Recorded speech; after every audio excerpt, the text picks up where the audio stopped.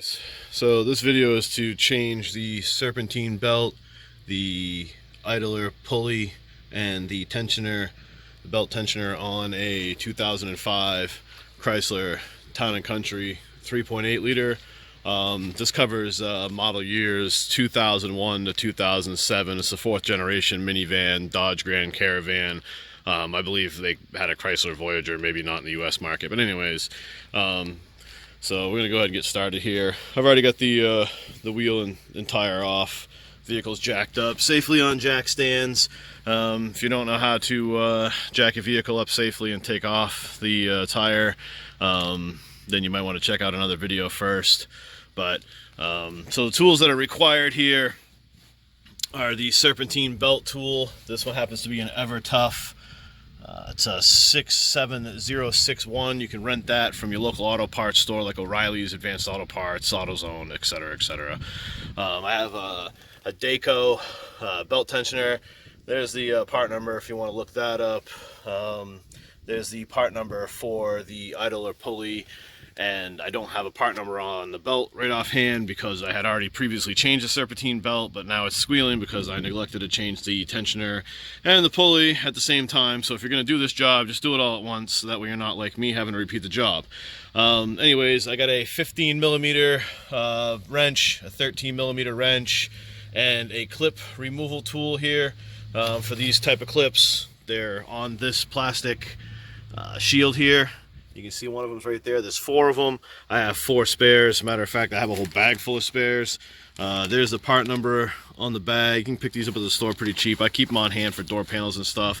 This is optional as well too. I have some belt conditioner, just to spray on the belt afterwards. It's not necessary. You know, I also have the torque wrench, the 19 millimeter with 1/2 inch ratchet to, you know, put the wheel back on here.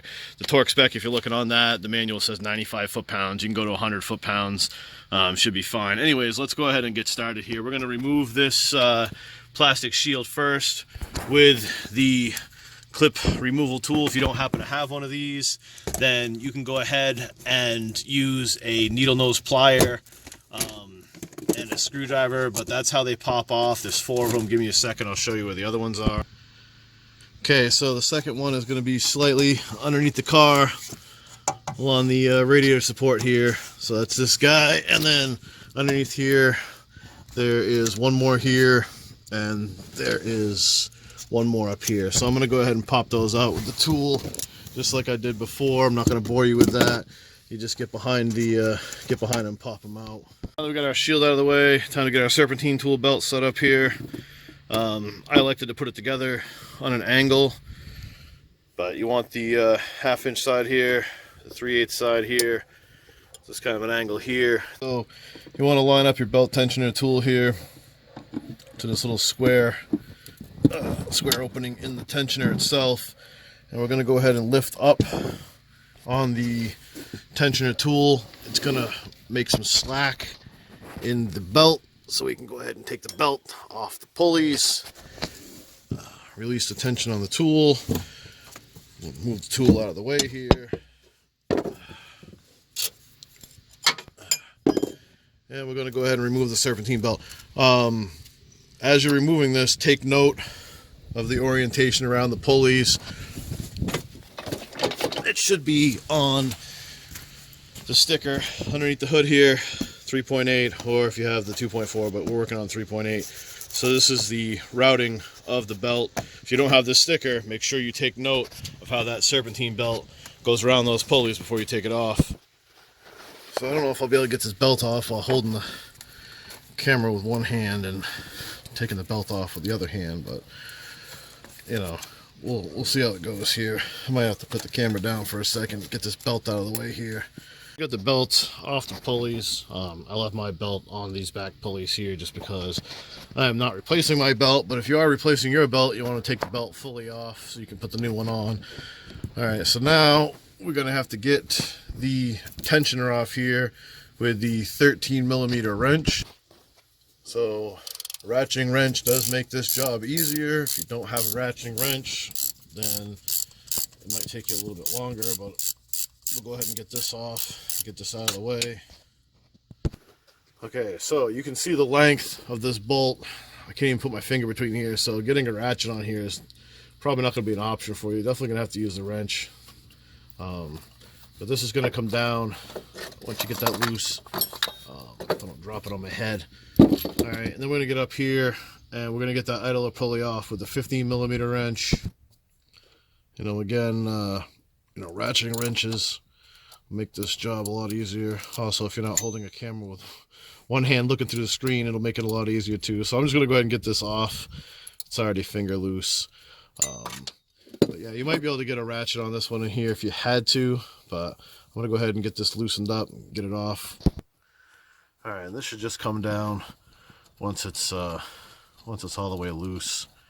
You know, after you break it free, it seems to be a lot easier just to take it down with my fingers. So we'll get those off. We'll get the new ones out. All right, so here we can see new versus old.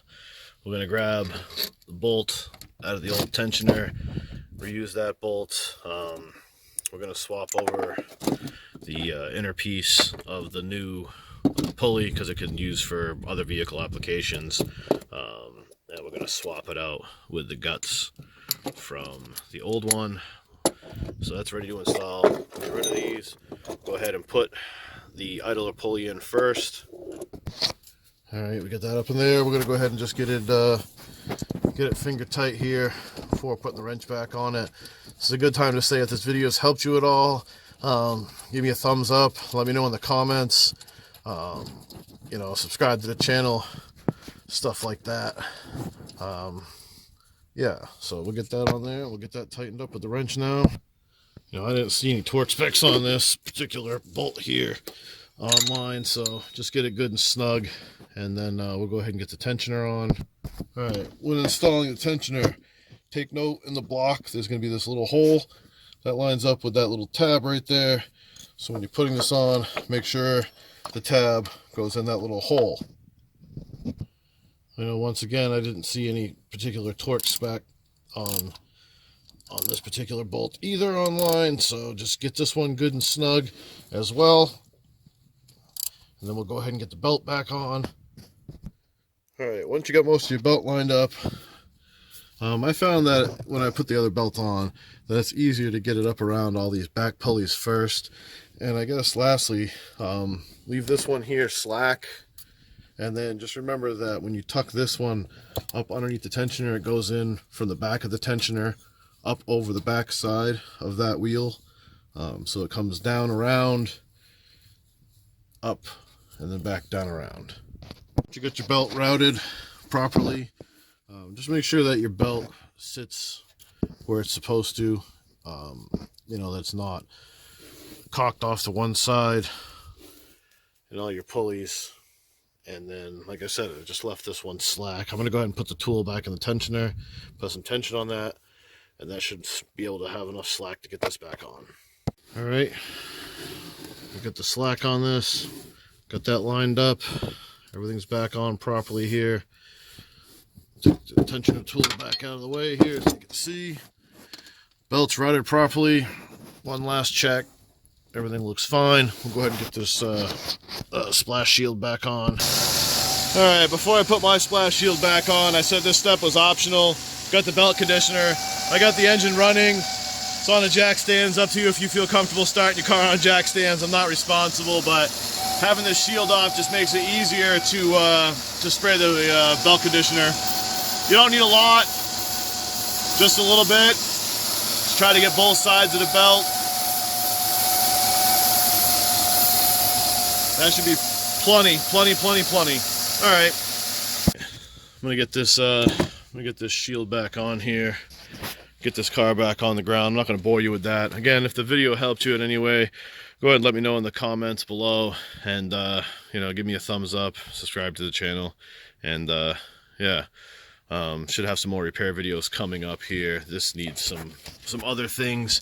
The sway bar bushings are common on these. I'll be doing a video on that. I have a video on the rear control arm bushings, which I did on my other van. This van is due, and yeah, this tie rod also needs to be done. So, you know, there should be some other videos coming up. If you're having problems with your van, just check out my other videos.